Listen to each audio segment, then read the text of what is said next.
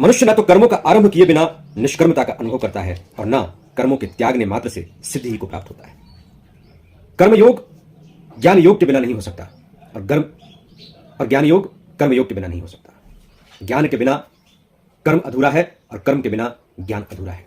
और भगवान यही कहते हैं, मनुष्य न तो कर्मों का आरंभ किए बिना निष्कर्मता का अनुभव करता है और न कर्मों के त्याग मात्र से सिद्धि को प्राप्त हो सकता है।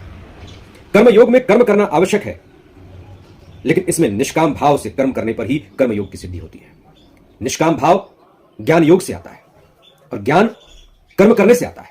दोनों आपस में गुथे हुए हैं। यदि कोई सोचे कि मैं सिर्फ ज्ञान प्राप्त करके ज्ञान योगी हो जाऊं और मुझे कर्म न करना पड़े, मैं निष्कर्म हो जाऊं, तो श्री कृष्ण कहते हैं कि आप बिना कर्म किए निष्कर्म हो ही नहीं सकते, क्योंकि आपने इस धरती पर कदम रखा है तो कर्म आपका धर्म है।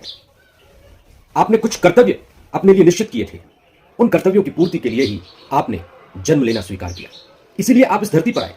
जैसे भगवान श्री कृष्ण स्वयं भगवान होते हुए, ईश्वर का पूर्ण अवतार होते हुए श्री कृष्ण पर किसी तरह का कोई कर्तव्य, कोई कर्म आरोपित नहीं कर सकता, लेकिन फिर भी उन्होंने प्रत्येक कर्म को धर्म के रूप में स्वीकार किया, यहां तक कि वो अर्जुन का सारथी बनने को राजी हो गए।